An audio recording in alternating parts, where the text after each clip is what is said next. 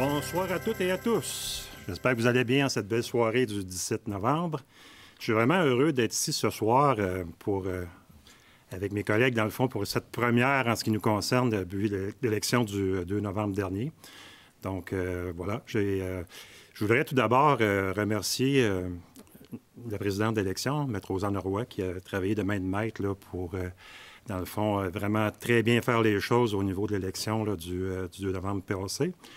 Naturellement aussi, je suis entré en fonction, comme mes collègues ici présents, le 3 novembre passé. Donc, je remercie aussi mon directeur général, Yves, qui, dans le fond, Yves Arcan, qui a travaillé fort, dans le fond, pour prendre les bouchées d'eau, pour nous intégrer aussi à l'intérieur de cette belle machine qu'est la ville de Victoriaville. Aussi, en même temps, je voudrais féliciter l'ensemble de mes collègues qui se sont présentés, incluant naturellement ceux, malheureusement, qui n'ont pas été élus. Je vois M. Anger, dans le fond, là-bas. Je sais que c'est un grand don de soi de se présenter en politique municipale. Puis j'ai eu la chance de remercier, dans le fond, la plupart des gens. Donc, c'est vraiment un don de soi. Puis je pense qu'il faut travailler fort aussi pour arriver, dans le fond, à bien représenter la ville de Victoriaville. Sachez que c'est un honneur et même surtout un privilège, dans le fond, d'être représentant pour notre belle municipalité. Puis je peux vous dire que l'ensemble de mes collègues et moi-même, on va travailler très fort pour, dans le fond, le bien-être de la communauté et aussi assurer, dans le fond, le plus de cohésion sociale possible, naturellement, dans notre belle municipalité. Ceci étant dit, on veut passer en action rapidement. J'espère que j'oublie personne, mais en bref, on veut justement tout de suite passer d'entrée de jeu. Dans le fond, sachez qu'on est un petit peu nerveux tout le monde ce soir, surtout pour les nouveaux et moi-même, fait que soyez indulgents. On ne connaît pas l'ensemble des dossiers encore. Sachez, en 2 semaines, c'est en mode accéléré l'apprentissage, mais je pense qu'on va y arriver là, au fur et à mesure qu'on va travailler fort avec les élus municipaux et, naturellement, les officiers municipaux qui sont de très grande aide. Fait que sans plus de préambule, une fois le propos du maire étant fait, je pense que vous allez m'exempter de passer l'ordre du jour au complet. Fait que ça me prendrait peut-être un proposeur. On a des sujets à ajouter, M. le maire. Ah oui, c'est vrai, excusez-moi. Ben oui. Je savais que je tomberais dans le panneau. Donc, on a des sujets à ajouter, effectivement. Monsieur, pouvez-vous me dire les sujets en question? Donc, on a 2 sujets à ajouter. Donc, une aide à l'organisme Rock la Cause, puis la nomination des membres du comité consultatif d'urbanisme. Merci, Maître Roy. Donc, là, je peux retourner. Chantal, tu proposes. Et Yannick, seconde. Au niveau des procès-verbaux, maintenant, je pense que vous avez pris connaissance des procès-verbaux de la séance du 29 septembre passé. Naturellement, on n'était pas là, nous autres, à l'époque, mais on va quand même prendre un proposeur puis un secondeur. Alexandre et Caroline, merci. Au point 5.1, désignation d'un maire suppléant maintenant. Donc, il y a lieu de nommer Mme Caroline Pilon comme mairesse suppléante pour une période de 4 mois à compter de la présente séance. Ça me prendra encore un proposeur. Christian, Yannick. Dépôt des rapports maintenant. C'est un dépôt des certificats d'enregistrement de la greffière dressés à l'égard de divers règlements d'emprunt. Donc, suite à l'adoption du plan quinquennal d'immobilisation à la séance du 11 août dernier, le Conseil a adopté des règlements d'emprunt pour permettre à la Ville de faire les dépenses en lien avec les projets qui y sont prévus. Ça inclut, par exemple, des travaux de pavage, l'acquisition d'équipements et la réfection de bâtiments. Dans la procédure d'adoption de ces règlements, il est prévu que la greffière rende disponible un registre pour que la population puisse s'opposer à l'adoption des règlements d'emprunt. Vu qu'il n'y a pas eu de signature à ce registre, les règlements sont tous approuvés.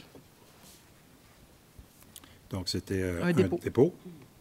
Maintenant, au niveau des proclamations, le point 5.3.1, proclamation de la grande semaine des tout-petits 2025. Je demanderai à Chantal de suivre la proclamation. Merci, M. le maire. Alors, attendu que la 9e édition de la grande semaine des tout-petits se tiendra du 17 au 23 novembre, que tous les enfants devraient avoir les mêmes opportunités de s'épanouir pleinement, sans égard au milieu où ils naissent et grandissent. Que cette semaine se tient sous le thème « Ensemble » pour l'égalité des chances dans tous les milieux, pour que chaque tout-petit s'épanouisse pleinement. Que la grande semaine des tout-petits a pour principaux objectifs d'informer sur l'état de bien-être des tout-petits, de sensibiliser les acteurs et actrices de tous les secteurs de la société aux bienfaits et aux retombées de mesures et d'actions collectives en petite enfance et en périnatalité, de mobiliser les acteurs et actrices de tous les secteurs de la société sur l'importance d'agir tôt, de briser les silos pour mieux joindre les familles isolées du début de la grossesse jusqu'à l'âge de 5 ans, de mettre en place des conditions assurant le succès de la mise en œuvre de programmes ou de politiques publiques favorables au développement des tout-petits et de leurs familles, que les instances municipales sont les plus proches des familles et ont donc un impact tangible sur leur qualité et leur bien-être en prenant des décisions qui ont des retombées directes sur les enfants de tout âge, que les municipalités comme gouvernement de proximité ont pour mandat de soutenir les organismes du milieu venant en aide aux jeunes familles, que les villes ont le pouvoir d'agir en élaborant des programmes et des politiques destinés à cette clientèle pour offrir des services adaptés. En conséquence, nous proclamons que la 9e édition de la Grande Semaine des Tout-Petits se tiendra du 17 au 23 novembre 2025. Ça nous prend un secondaire, je crois, Mme Roy. Bien, si Chantal... Moi, je propose. Tu proposes. Mariska. Parfait. Proclamation 5.3.2, proclamation de la Journée mondiale de l'enfance 2025. Je demanderai à Christian Raïs de faire la proclamation. Merci, M. le maire. Attendu que depuis 1954, le 20 novembre marque la Journée mondiale de l'enfance, que cette journée a pour objectif de promouvoir le respect et les droits de l'enfant, que depuis 1996, la Ville de Victoriaville possède une politique familiale, que depuis novembre 2011, la Ville de Victoriaville est officiellement une municipalité amie des enfants, accréditation délivrée par Espace Muni, que depuis 2021, la Ville de Victoriaville a adhéré à la Charte municipale pour la protection de l'enfant, que la Ville de Victoriaville célébrera encore une fois cette année la Journée mondiale de l'enfance en offrant aux familles un éventail d'activités gratuites le dimanche 23 novembre 2025. Il est attendu de proclamer la Journée mondiale de l'enfance le 20 novembre 2025. Ça va. Yannick, seconde. Si vous permettez une petite dérogation à l'ordre du jour, Maître Roy et M. Arcan. Je veux juste vous mentionner qu'il manque des joueurs. Vous avez sûrement vu qu'il manque des joueurs autour de la table. On fait face actuellement à une vague de maladies assez profonde, dont moi-même j'ai été victime la semaine dernière. Ces derniers milles, un petit peu, fait que si jamais ma voix manque un petit peu, et si j'ai une petite bouffée de chaleur, soyez conciliants. Je manque un peu de voix ce soir, fait que je vais essayer de toffer jusqu'au bout, là, mais on a justement des collègues qui sont malades aussi, fait que ça a été une campagne rude et difficile, mais voilà, on est quand même là ce soir pour assurer tout le décorum possible. Bon, merci pour la dérogation. Si je reviens à l'heure du jour, au niveau des finances, au niveau 6.1, les comptes à payer, on dépose la liste des comptes à payer du 18 septembre au 5 novembre 2025, totalisant 37 618 753 $ et 56 sous exactement. Ça nous prendrait un proposeur. Mariska, Alexandre. Maintenant, au niveau de la trésorerie, 6.2.1, rapport sur l'état des taxes impayées. En fait, il s'agit d'un dépôt. Je vous laisse aller, Mme Roy. Donc, il s'agit de la liste des immeubles pour lesquels les taxes municipales n'ont pas été payées en tout ou en partie. Merci. Au point 6.2.2, autorisation d'effectuer, d'affecter ou de libérer des dépenses à être financées par des activités de fonctionnement, d'excédent de fonctionnement, les revenus de transfert et les emprunts de la municipalité. Donc, il s'agit d'une résolution administrative pour faire divers ajustements dans des projets déjà autorisés pour prévoir les montants nécessaires. Donc, ça prendrait... Chantal me propose, Christian, seconde. Autorisation de dépenser dans le règlement d'emprunt numéro 1885-2022, parapluie, entre parenthèses. Donc, il s'agit d'une dépense pour l'aménagement des bureaux de la CRV, la Corporation récréative de Victoriaville, pour le complexe sportif Sanimark pour un montant de 200 000 $. Proposeur, Caroline. Olivier, seconde. 6.2.4. Autorisation de dépenser dans le règlement d'emprunt numéro 1594-2024, toujours dans le parapluie. Donc, c'est le dossier des terrains de pickleball pour 740 600 $ et en fait, on retire le projet que j'ai mentionné précédemment pour 200 000 $ de Sanimark. On le change de règlement d'emprunt. C'est clair pour tout le monde? Ça va? Chantal propose. Yannick seconde. Autorisation de dépenser dans le règlement d'emprunt numéro 1595-2024. Donc, c'est pour des équipements de déshydratation de boue pour l'usine d'épuration pour 3 056 000 $. Caroline Mariska. Demande à financer même le fonds de roulement. Donc, il s'agit de la libération de la somme de 89 000 $ qui sera affectée à l'amélioration locative du 33 rue Notre-Dame-Est. Proposeur. Christian. Yannick. Seconde. Au niveau des subventions, maintenant, le 6.3.1, demande d'aide au fonctionnement formulée par le Cercle des fermières d'Arthabasca. Donc, il s'agit d'approuver la recommandation du Comité Loisirs, Culture et Développement des communautés concernant les demandes d'aide financière et d'accorder une aide financière à l'organisme Cercle des fermières d'Arthabasca pour les années 2025, 2026, 2027 et 2028 pour un montant total de 44 166 $ conditionnellement à la tenue de leurs activités respectives. Chantal propose. Christian, seconde.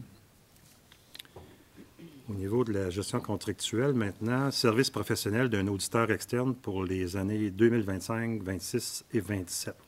Il s'agit d'accorder le contrat de service professionnel pour ces années à Raymond Chabot Grant Thornton au montant de 193 050 $ taxes non incluses, soit 165 300 pour la Ville et 27 750 pour Taxibus. Caroline Mariska. Service professionnel d'ingénierie en vue du préachat et de l'installation d'équipements de déshydratation des boues à l'usine d'épuration des eaux usées Achille Gagnon. Donc, la Ville de Victoriaville a procédé à une demande de prix pour des services professionnels d'ingénierie en vue du préachat et de l'installation d'équipements de déshydratation de boue. La seule soumission se résumant comme suit. Apex Conseil, Expert Conseil pour un montant de 78 700 $. Donc, attendu que la soumission est conforme, il y a lieu d'accepter la soumission de ce soumissionnaire au montant de 78 700 $, taxes non incluses. Yannick. Chantal. Il y a moins de monde de ce côté-là, ça revient plus sûr. Fourniture de pierres concassées pour les années 2026, 2027 et 2028. Donc, la Ville de Victoriaville a procédé à un appel d'offres public concernant la fourniture de pierres concassées. Nous avons reçu 2 soumissions, soit de construction DJL pour 387 697,25 et de carrière PCM pour 368 225,39. Attendu que la plus basse soumission est conforme, soit celle de carrière PCM, il y a lieu d'accepter leur soumission au prix unitaire soumis, basé sur des quantités anticipées et totalisant environ 368 225,39, taxes non incluses.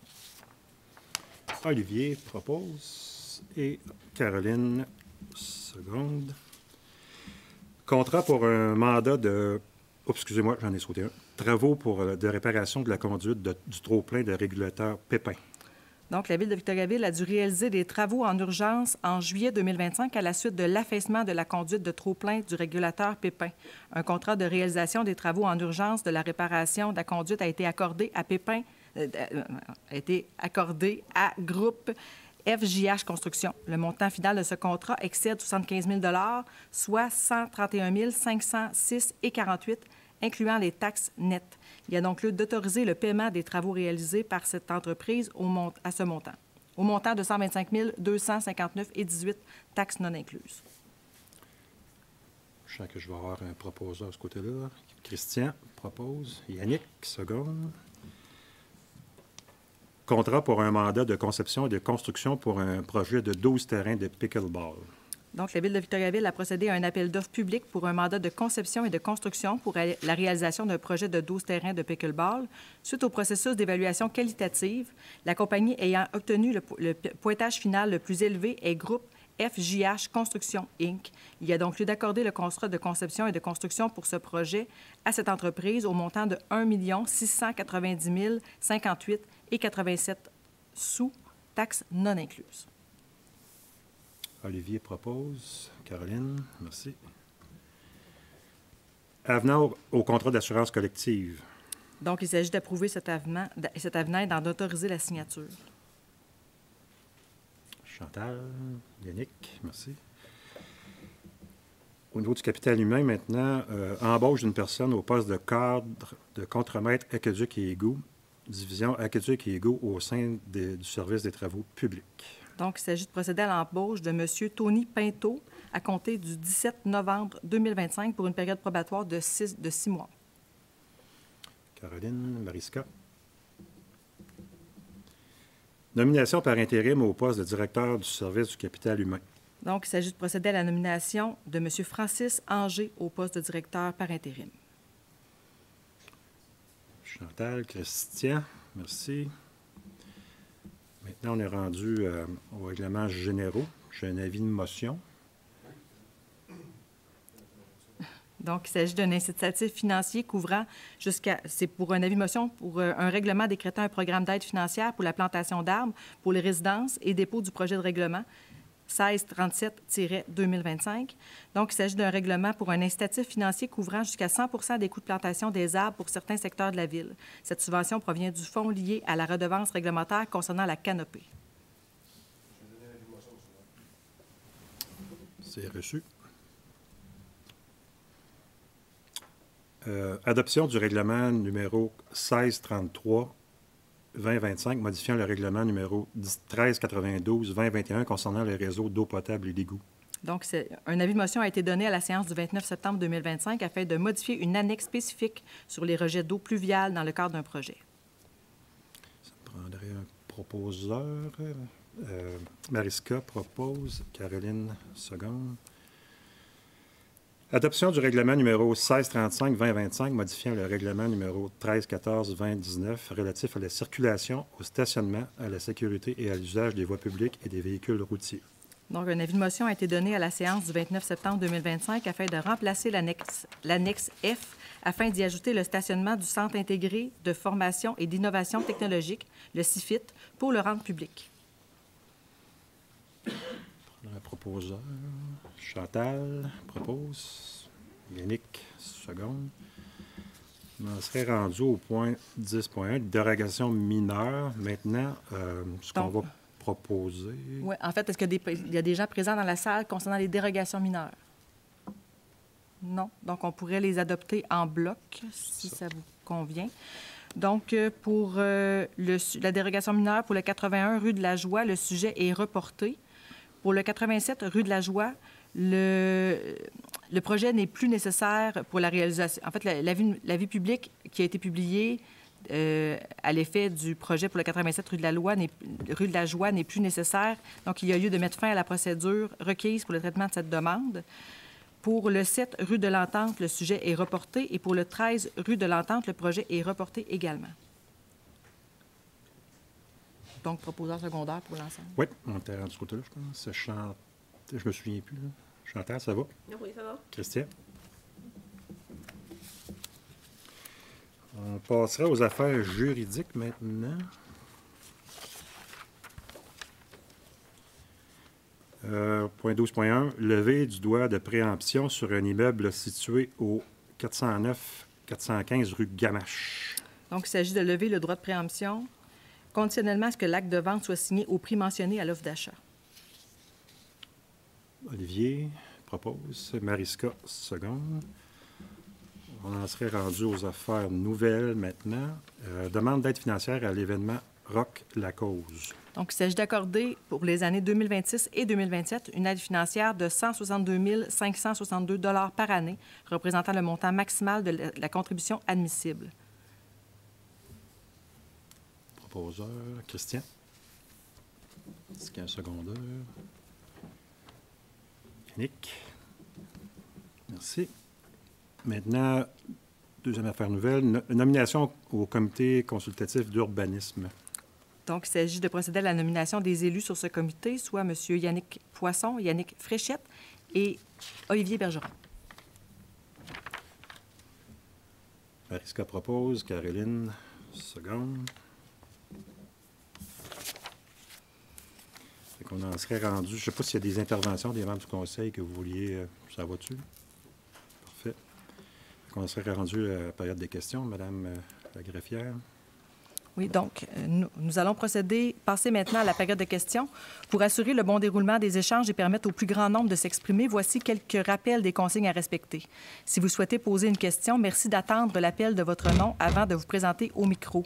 Lorsque vous êtes appelé, vous devez poser votre question de façon claire et concise, puisque la période de questions, la durée de votre intervention est de 3 minutes maximum. À noter que la période de questions, dans son ensemble, dure 45 minutes. Enfin, nous rappelons que le vouvoiement est nécessaire, le ton doit être courtois et que le langage employé doit être approprié, afin que les discussions se déroulent dans un climat d'échange respectueux. Merci de votre collaboration. Donc, on va débuter avec les questions en ligne. D'accord. Donc, Monsieur... En ligne... Oh, excusez. Mario Anger. Donc, les conducteurs qui circulent sur la rue Archambault et qui désirent tourner sur la rue des Roses omettent de faire leur arrêt obligatoire. Pourrait-on ajouter un dos d'âne tout juste devant la dernière maison avant l'arrêt? Donc, il ralentirait. Oui, bien, monsieur Anger, juste vous mentionner que la requête, effectivement, a été transmise à notre équipe responsable des transports pour analyse. Là. C'est déjà, d'ailleurs, en cours de traitement. On n'a pas perdu de temps à ce niveau-là. Sachez aussi que la portion de la rue Archambault, près de Babineau, fait déjà l'objet d'une analyse vraiment là, exhaustive par nos équipes. Là. Puis c'est sûr que, petit commentaire en même temps, bien, le meilleur moyen pour signaler un enjeu de circulation, ça c'est un commentaire qui s'adresse à tout le monde dans le fond, un enjeu de circulation, c'est vraiment de contacter directement là, notre division des relations citoyennes au 819-758-1571 ou encore via le web là, avec info-victoriaville.ca. Puis encore mieux, via mon dossier Victo, que vous avez peut-être vu, dans le fond, qu'on a annoncé, je crois, en septembre, je crois, si ma mémoire est bonne, M. Arcan. Fait que ça aussi, ça peut être, dans le fond, une voie plus rapide, dans le fond, qui peut, dans le fond, que vous allez avoir des réponses plus rapides, parce que nous, on se réunit une fois par mois, fait qu'on n'aura pas toujours des réponses tout le temps comme ça, mais bref, voilà pour la première réponse. Donc, M. David Laure, quelles sont les avenues envisagées pour améliorer le sort des jardiniers dans le dossier de relocalisation des jardins communautaires des Bois-Francs? Oui, c'est ça, c'est un dossier, ça, les jardins communautaires des Bois-Francs qui nous a été soumis, dans le fond. Et je me souviens, quand j'ai commencé ma campagne électorale, probablement quelques-uns ou quelques-unes d'entre vous, on avait été, dans le fond, sollicités pour vraiment bien comprendre tous les enjeux. Enjeux que moi, je ne connaissais pas naturellement au mois d'août passé, mais que j'ai appris à connaître avec le temps. Puis je peux vous dire qu'actuellement, c'est un dossier qu'on suit de très près. On comprend très bien, dans le fond, toutes les inquiétudes là, qui sont exprimées par les membres des jardins communautaires. On est sollicité, dans le fond, par plusieurs personnes. C'est bien normal, on comprend très bien, on est empathique à la cause, c'est bien sûr. On est d'ailleurs directement en contact actuellement avec les membres du CA. Fait qu'on met tout en œuvre, dans le fond, pour faire une transition rapide là, pour les jardins communautaires, pour qu'ils soient, dans le fond, vraiment, que ça soit vraiment fait de façon professionnelle et surtout au bénéfice de tout le monde. Actuellement, il y a un comité de travail là, qui est formé, dans le fond, des représentants des jardins, de la ville, aussi de l'Institut national d'agriculture biologique, là, qui est dans le coin, là, dans le fond, pour ceux qui le savent, là, dans le coin du Collège Claretin, à l'arrière. Puis pour faire ça, bien, dans le fond, c'est qu'on vise justement à se donner un plan B pour relocaliser, dans le fond, les jardins communautaires, si jamais ils ne peuvent pas rester rapidement là, sur leur terrain actuel, pour justement prévoir les étapes et surtout réduire le plus possible les impacts là, sur les jardins communautaires. C'est sûr qu'on demeure très engagé. La Ville demeure très engagée à préserver la mission puis l'esprit d'entraide des jardins communautaires. On le sait que ça brise aussi l'isolement, puis c'est très, très favorable, dans le fond, aux gens qui sont moins bien nantis. Fait qu'on va faire tout en notre possible, dans le fond, pour que ce soit bien fait. Puis on comprend très bien les inquiétudes. On travaille fort sur ce dossier-là. Pas plus tard que ce matin, moi et le directeur général de la municipalité, on en parlait justement pour assurer la suite. Fait que sachez qu'on prend ça très au sérieux, puis on va faire le mieux qu'on peut pour satisfaire toutes les parties prenantes. Donc, une question de Julie Baudouin. M. Bourassa propose la création de comités de quartier afin de se mettre à l'écoute de la population de Victoriaville. Quand et comment s'organiseront ces nouveaux comités? Madame Baudouin, je peux vous dire que c'est un dossier qui m'est très, très, très, très à cœur. J'en ai pris l'engagement lors de la campagne électorale dans les derniers mois. pour moi, c'est fondamental, dans le fond, de travailler à assurer un lien privilégié entre les membres du conseil que nous sommes et, justement, les citoyens des 10 districts là, de Victoriaville. Pour moi, quand on a fait du porte-à-porte, on voulait vraiment être au diapason, dans le fond, des gens, mais on ne veut pas que ça demeure juste une fois aux 4 ans. On veut vraiment que ça soit sur une base perpétuelle, puis une base surtout régulière. Fait que c'est sûr qu'un des premiers gestes que j'ai posés, puis une première, dans le fond, consigne que j'ai donnée à l'équipe du conseil, c'est qu'il faut vraiment se mettre en action à ce niveau-là. Pardon. Puis, j'ai moi-même, la semaine passée, désigné une personne, membre du conseil, qui est Caroline, pas la nommer, Caroline Pilon, qui va être responsable du dossier en appui, dans le fond, au maire que je suis, pour qu'on puisse démarrer rapidement, dans le fond, au tournant de la prochaine année, là, vraiment une rencontre dans tous les districts. Ça va se faire, dans le fond, avec un conseiller, conseillère, moi-même, puis on va, avec l'équipe de communication de la municipalité, on va travailler sur un canevas qui va être vraiment, là, puis je ne veux pas voler tes punches, Caroline, mais bref, on va vraiment y aller de façon vraiment uniforme d'un quartier à l'autre. Tout ça pour aller chercher vraiment le pouls des gens, puis voir comment on pourrait animer les quartiers, puis surtout désigner des gens qui vont pouvoir participer avec nous autres à l'élaboration, puis je parle des citoyens, naturellement, pour justement animer le quartier, animer la vie, puis surtout rendre ça agréable, mais à établir vraiment, comme je mentionnais tantôt, un dialogue vraiment là, perpétuel entre le conseil et les citoyens de notre belle municipalité. Fait qu'on prend les prochaines semaines, dans le fond, pour évaluer comment on va fonctionner. Puis je ne veux pas non plus dénaturer ce que Caroline a en tête, puis on va travailler ça ensemble. Mais bref, c'est quelque chose, c'est vraiment un engagement qu'on a pris, puis je peux vous le dire qu'on va le réaliser rapidement, celui-là, puis vraiment, c'est super important pour moi. Fait que sachez, Mme Baudouin, que oui, ça va se faire, puis on prend tous les moyens pour le faire. Fait que merci beaucoup d'avoir suggéré la question. Ça me permet justement de revenir sur un engagement que j'avais pris. Donc, on est rendu aux questions des gens dans la salle. Donc, Pascal Brûlé.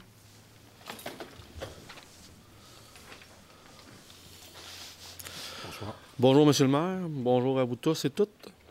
Je suis citoyen ici de la ville de Victoriaville et puis je suis devant vous aujourd'hui pour venir vous parler d'une petite problématique que moi je vis et certains d'autres personnes là, dans ma situation doivent vivre un peu au quotidien. Ce que je veux dire par là, c'est que j'apporte le point au niveau des bornes électriques pour les véhicules électriques. Il y a eu on serait comme rendu à la 3e génération de véhicules électriques présentement. Là, on a eu, pour faire vite, là, on a eu dans le temps la Leaf, la Mirage, tout ça. Là, on a les voitures couramment que tout le monde conduit un peu aujourd'hui. Et comme moi qui est rendu dans une nouvelle génération de voitures qui fait que les voitures, les batteries sont beaucoup plus grosses et demandent beaucoup plus de rapidité. J'ai remarqué sur le territoire, on est pas mal limité à 100 kW dans les bornes qu'on a présentement. Je voulais savoir s'il y a des subventions ou quelque chose qui s'en vient dans ce milieu-là pour avoir des bornes qui vont se rapprocher un petit peu plus du 300 kWh. Parce que dans un véhicule comme moi, avec une batterie longue range, c'est vraiment long à charger et les coûts s'additionnent aussi. Je ne recharge pas à tous les jours ce genre de borne-là, mais je pense à moi et aux touristes qui peuvent venir dans la région aussi, qui viennent de l'extérieur, qui ont des véhicules sensiblement comme moi, ils vont peut-être trouver ça long un peu, recharger les voitures. Fait que j'essaie de voir s'il y a des subventions, des choses qu'on peut faire pour essayer de développer un petit peu au niveau de cette grosseur de borne-là aux alentours de 300 kWh. Bien, je vous remercie pour votre question. C'est sûr que c'est une question, je pense, pertinente, mais malheureusement, je n'ai pas l'aspect technique de ce côté-là. Mais je crois que... On a dans l'objectif de déployer des bornes de recharge publiques et on a justement donné un mandat, si je ne m'abuse, lors de la dernière séance, à une firme qui va nous accompagner pour évaluer les besoins, l'endroit où les déployer puis quel type de bornes déployer. Donc, présentement, on a déjà quelque chose dans, excusez l'expression, dans la machine pour éventuellement un déploiement ultérieur dans les prochaines années, parce que, je ne sais pas si vous vous souvenez, bien, peut-être pas, mais dans l'APS, on avait l'ambitieux projet de déployer un certain nombre de bornes publiques sur le territoire.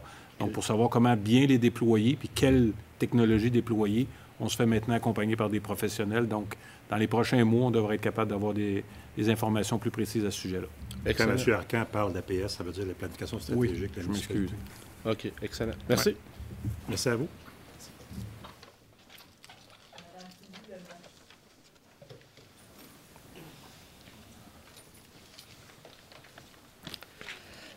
Bonjour, messieurs, mesdames. Félicitations, monsieur le maire et aux conseillers et conseillères pour votre élection. Je vous souhaite un bon mandat.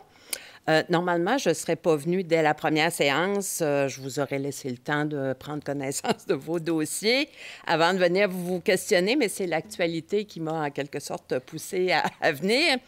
Parce que vous avez sûrement lu, comme moi, dans la nouvelle et sur le site de Radio-Canada, que la ville de Victoriaville, du moins selon la Fondation Rivière, avait fait 660 déversements d'eau usée sans traitement dans la rivière, dont 157, prétendent-ils, dépassaient les normes du ministère de l'Environnement. Alors qu'à Drummond, par exemple, c'était 48 dépassements, à Warwick 4, puis il n'y en a eu aucun à Princeville ou à Plessisville, pour ne prendre que ces exemples-là. Évidemment, la Fondation Rivière faisait valoir dans l'article et dans son communiqué que les déversements d'eau usée affectent la biodiversité, que ça nuit aux espèces aquatiques dans la rivière, ça les expose à une multitude de contaminants, ça les prive d'oxygène, et que ça peut aussi affecter la qualité de l'eau aux prises d'eau potable, et ça complique les opérations de traitement et de désinfection qui sont requises pour éliminer un maximum d'éléments nuisibles à la santé. En particulier en été, paraît-il, j'ai appris ça, que les déversements compromettent la disponibilité des sites de baignade sécuritaires et les activités nautiques. Et toujours selon la Fondation Rivière, les villes qui sont identifiées comme mauvais élèves, dont Victoriaville, on n'était pas très fiers de lire ça, manquent souvent soit de connaissances, de volonté ou d'aide, notamment financière, de la part du ministère des Affaires municipales à cet égard. Ce qui est étrange, c'est que dès le lendemain, il y a eu un communiqué ou un courriel qui a été envoyé par la Ville, que j'ai lu sur mon Victo, dans lequel la Ville se défendait d'avoir dépassé les normes, comme si c'était pas vrai. Alors, j'étais comme pris avec deux informations contradictoires, d'où ma question de ce soir, là. Est-ce qu'il y a eu ou pas dépassement des normes? Si oui, pourquoi? Comment s'expliquent ces deux versions contradictoires-là? Finalement, j'imagine que la Fondation Rivière n'a pas inventé ces données-là à partir de rien. Alors, c'est ma première question, mais j'aimerais aussi savoir ces déversements-là qui se font, si j'ai bien compris, dans la rivière Nicolet. Où est-ce exactement que ça se fait? Est-ce que j'ai essayé d'aller voir sur votre site, là, les petits schémas, et puis j'ai cru comprendre que c'était pas loin de l'usine de traitement d'eau usée à Chile-Gagnon. Est-ce que c'est vraiment là ou ça se fait ailleurs? Et puis, si jamais il y a eu effectivement dépassement, qu'est-ce que la Ville, je sais que vous avez pas la réponse à toutes ces questions-là probablement, et ça se comprend, là, mais qu'est-ce que la Ville peut faire pour réduire ça à un niveau qui serait plus acceptable? Bien, merci, Mme Lemelin. Je pense que je peux répondre en partie, au moins la première partie de la question. La deuxième, peut-être un peu moins, mais on verra peut-être à compléter. Mais au niveau, on a été tout aussi surpris que vous la semaine dernière quand on a vu l'article dans le journal en question. Selon, dans le fond, on a investigué un peu là-dessus naturellement, parce que nous, de notre côté, on était vraiment certains qu'on ne dépassait pas les normes naturellement. Là, sachez que la Ville de Victoriaville fait tout en son pouvoir, dans le fond, pour justement réduire le plus possible, dans le fond, les rejets qui sont dans la rivière Nicolet. Maintenant, on a investigué un peu là-dessus. On a demandé justement au chef de service là, en question, voir quelle pourrait être l'explication de que notre interprétation à nous, on était vraiment conforme aux normes, alors que la Fondation Rivière disait que non. On pense qu'il y a un biais méthodologique, dans le fond, entre nous, ce qu'on fait, puis je ne vais pas rentrer dans le détail, c'est assez complexe, là, mais c'est vraiment une interprétation. Puis ce qu'on a fait, dans le fond, c'est qu'on a demandé une rencontre avec justement les gens de la Fondation pour comparer, dans le fond, nous, comment on calcule les choses, puis aussi comment eux le calculent, pour qu'on mette ça vraiment à niveau, puis qu'une pomme s'appelle une pomme et non pas une orange, là. Fait que nous, on attend des nouvelles, dans le fond, des gens de la Fondation pour susciter une rencontre avec eux. On pourrait peut-être répondre de façon plus intelligente après ça, si je vais vous ramener la question éventuellement. Maintenant, où sont dirigés les rejets? Ça, je ne pourrais pas vous répondre, honnêtement. C'est une question très technique que je ne peux pas vous répondre. Je ne suis pas Yves de ton côté. En fait, il y a plusieurs ouvrages de surverse qu'on appelle, qui sont situés tout le long de la rivière. Fait que, dépendamment des prises qui ont été faites, il y a différents ouvrages de surverse. Mais il y en a quelques-uns, là, je n'ai pas le nombre, là, mais il y en a 4-5, je pense. Sur la rivière Nicolette, même? Oui. OK, 4-5 endroits. Mais on pourra aussi revenir avec un complément d'information, le cas échéant, là, si jamais on a les réponses à nos questions. D'accord. Mon équipe a déjà, d'ailleurs, je pense, une rencontre de prévue avec Fondation Rivière pour comprendre les données, parce que ça ne correspond pas du tout aux chiffres que l'on a. OK. Merci. Olivier, tu veux intervenir? Oui. C'est un point personnel. Je n'irai pas dans les détails, mais parce que c'est quelque chose que moi aussi, on a tous été surpris, là. Mais de ma compréhension, malheureusement, c'est comme normal qu'il y ait qu'il y a des déversements en temps de pluie parce que l'usine de traitement n'est pas capable de tout traiter. Là. Bon, c'est à cause de, je pense, le monsieur on nous l'avait expliqué là, avant, dans les années 80, tout s'en allait dans la rivière, ils ont tout rabourté ça, envoyé ça dans une usine de traitement, mais c'est ça. Dès qu'il mouille automatiquement. C'est pour ça qu'on travaille quand on fait des rues à séparer le pluvial des égouts. Ouais, là, ça va un peu au-delà de ma compréhension, mais on m'a garanti que d'ici 100 ans, mais qu'on ait recreusé toutes les rues puis qu'on ait toutes redivisé. C'est ça. On y va progressivement avec les moyens qu'on a. Là. Puis c'est pour ça aussi qu'il y a des ouvrages de bassin de rétention d'eau. Là. Des fois, les gens ils disent que c'est pas beau, mais ça sert justement à éviter qu'on envoie nos déchets dans la rivière. Merci, M. Bergeron. Merci, Olivier. Grégoire Adam. Ou Adam Grégoire. Non? Ouais, moi, on va passer pour ce soir, là, mais je vais me reprendre. Il va y avoir encore un conseil. Je n'ai rien de préparé. Mais moi, je voudrais savoir, pendant que je suis ici, y a-t-il une raison que la ville... Moi, j'ai frappé un chien dans la rue, un chien errant. Puis que c'est un employé de la ville qui a embarqué là-dedans. Qui a embarqué le chien dans son véhicule? Dans le dossier. Ah. Je pourrais pas vous dire. Vous voulez savoir pourquoi, moi? Vous voulez savoir Je pourquoi trouve ça le bizarre chien... un peu, là, moi, là. Le chien était ramassé par un employé de la ville, vous voulez dire? Pardon? J'ai pas compris votre question. Le chien était embarqué dans... C'est un chien qui est mort? Oui, là, je suis sur la rue Saint-Philippe, là. OK. Il y a un chien qui s'est jeté dans mon char. OK, dans votre auto. Ah, face à mon char, là. OK. Puis, je voudrais savoir pourquoi que c'est le jugement d'un employé de la ville qui m'a dit, là, Monsieur Beaurivage, oui, c'est ça. Mais pourquoi la police n'était pas uniforme? Moi, ça ne change rien, ça s'est bien arrangé, là, parce que j'ai pas immobilisé mon auto complètement. J'ai avancé un peu, puis j'ai reculé. C'est sûr, c'est un char de collection, puis j'étais un peu sur un choc, là, moi, là, puis j'ai pas aimé ça, là, tu sais. Mm-hmm. Il appelle ça un chien errant, ça, hein? Une femme qui a un chien, d'habitude, là. Il y a des lois aussi, là.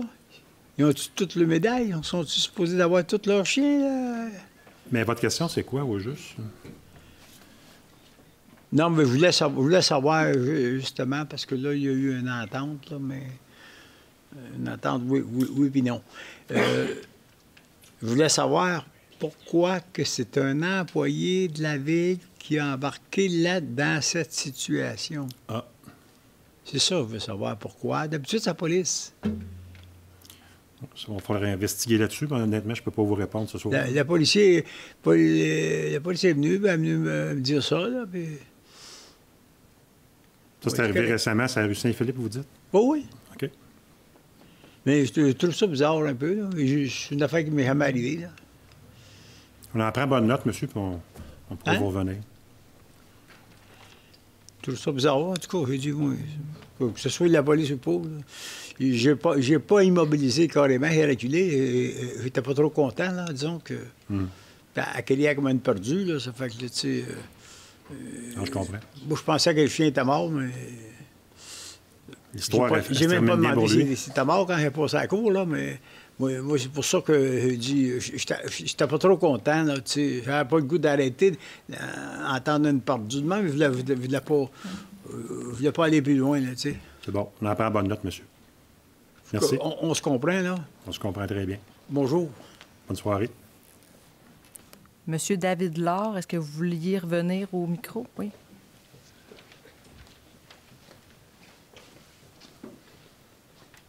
Bonsoir, Monsieur le maire. Bonsoir, Monsieur Laure. Bonsoir, l'ensemble des conseillers et conseillères. Félicitations tout d'abord pour votre élection.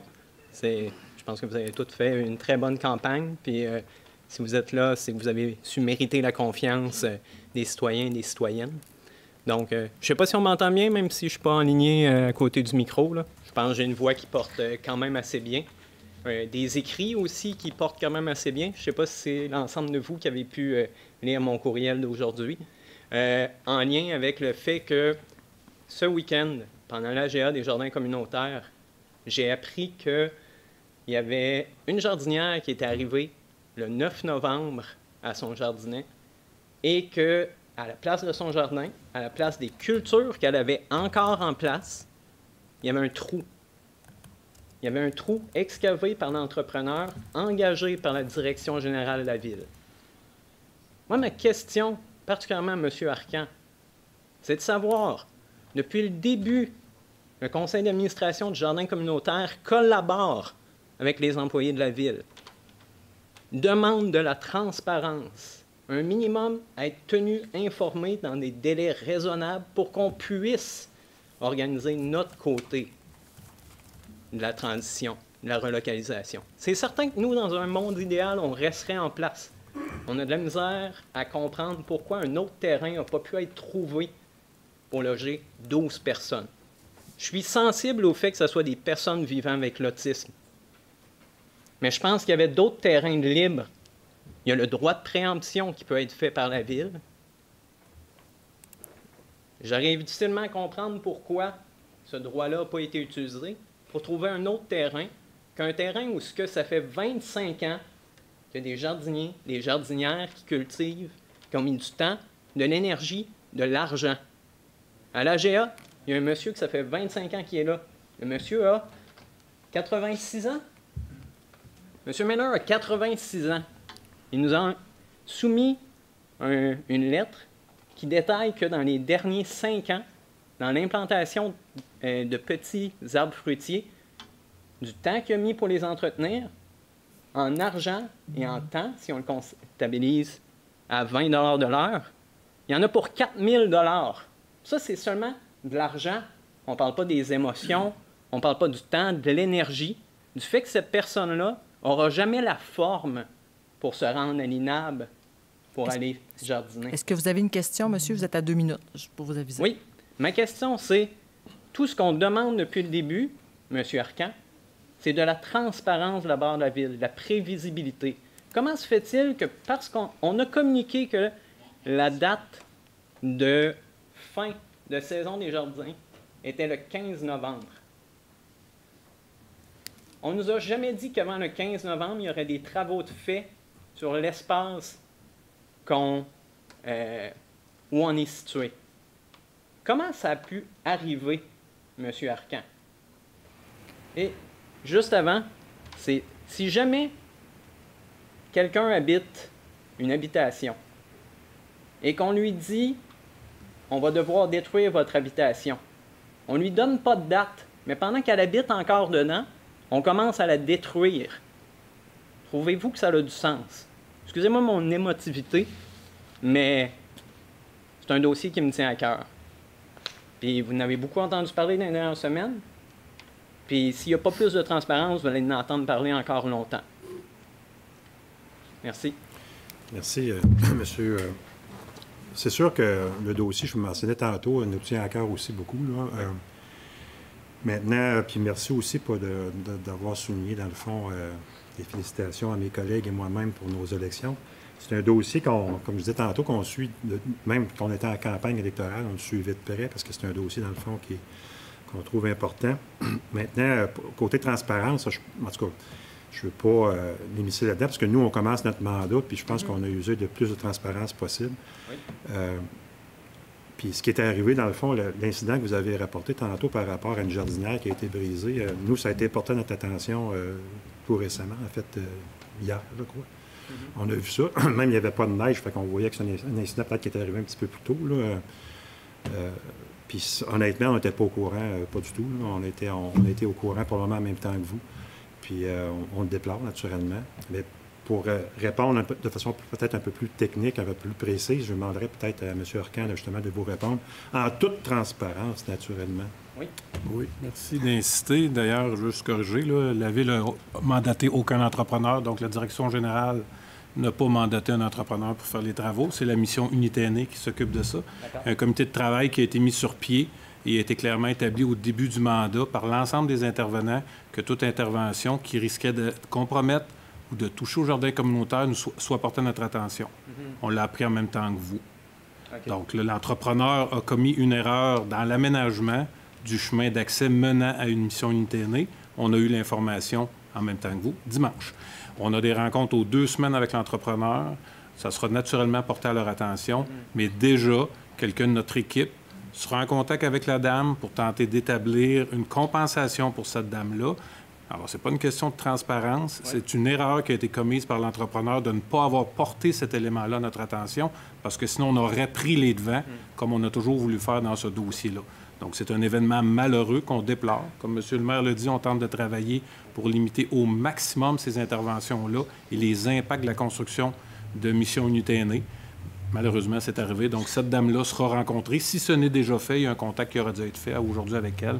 Puis on va établir une compensation pour la perte de son jardin, bien naturellement. D'accord. J'ai nommé une personne, mais il y a au moins 3 jardins qui ont été touchés par cet événement-là. Mais je suis content de savoir que ce n'est pas un manque de volonté de la part de la Ville. Pas du tout. Désolé de l'avoir présumé. Non, il n'y a pas de souci, mais en même temps, il faut sachez qu'on travaille vraiment très fort sur ce dossier-là. Puis moi, le premier, j'ai à cœur. Puis à l'intérieur de ce dossier-là, il faut comprendre qu'il y a quand même des intérêts partagés. Oui, certainement. Puis vraiment, on fait tout ce qu'on peut, les collègues, là, pour vraiment satisfaire tout le monde à l'intérieur, puis le plus rapidement possible. Puis sachez que les intérêts des jardins nous sont vraiment à cœur. Puis on va faire, en tout cas, pour le mieux qu'on va pouvoir, en tout cas, pour satisfaire tout le monde à l'intérieur de ce dossier-là. Là. Vraiment, ça nous tient vraiment à cœur. Puis je peux vous dire qu'on suit de près ce dossier-là. Est-ce que je peux soumettre une sous-question? C'est à votre choix. Ben oui, bien sûr. Oui. J'aimerais savoir si, dans toutes ces considérations-là, de justement diminuer l'impact sur les jardiniers, est-ce qu'il y a une solution qui est envisagée qui permettrait aux jardiniers d'avoir accès à un endroit pour jardiner dès l'été prochain? Parce que pour le moment, ça irait au printemps 2027. Donc, je ne sais pas si... je ne sais pas si ça fait partie de ce que je sais, moi, puis peut-être M. Arcan pourra compléter, mais ce que je sais, c'est qu'il y a vraiment des propositions qui ont été aménagées. Il y a un dialogue qui a été amorcé. On travaille aussi beaucoup avec les gens de l'INAB, finalement, pour voir, dans le fond, quels pourraient être les meilleurs scénarios possibles, dans le fond, pour vraiment répondre aux besoins que vous exprimez. Maintenant, je pense qu'il faut continuer à travailler dans ce sens-là, puis aller aussi continuer à vraiment travailler conjointement pour le meilleur des deux parties. Là. Mais c'est sûr que, oui, on envisage des solutions. Mais merci beaucoup pour votre transparence dans vos réponses, votre honnêteté.